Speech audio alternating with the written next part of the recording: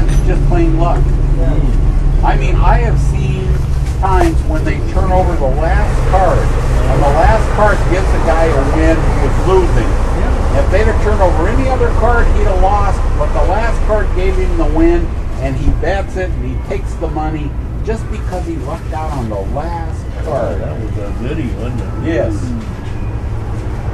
Remember I told you that one week I had a pair of kings, and he turned over the first card, and it was a king. There was a lot of betting. And then he turned over another king, and there was more betting. Then he turned over an ace, and there was even more betting and more raising.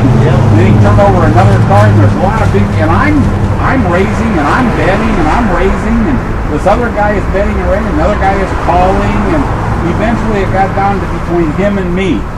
And I bet $6, and he bet $6 and raised $6. I called $6 and raised $6. He called $6 and raised $6. And then finally he turned over the last card. I bet $6, he raised $6. I called and raised $6, and he raised $6. He turned over 3 aces and a pair of kings, because there was a pair of kings showing, and he had 2 aces and an ace on the board. So we had 3 aces and a pair of kings. I turned over 2 kings, which gave me 4 kings, and raked in like a $70 or $80 pot on one hand. Between $70 and $80 on one pot. It's just luck. I mean, I had a pair of kings, and the first 2 cards that turned up were a pair of kings. And nobody could beat me unless they got 4 aces. And when they turned over 1 ace, he might have 3 aces.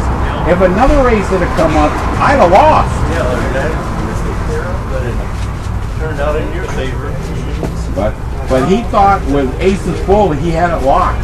He never thought, because I started out slow betting. So they never figured me for having a pair of kings because I was slow betting. I had 3 kings to start off with, and I bet 75 cents. You can bet $6, and I only bet 75 cents.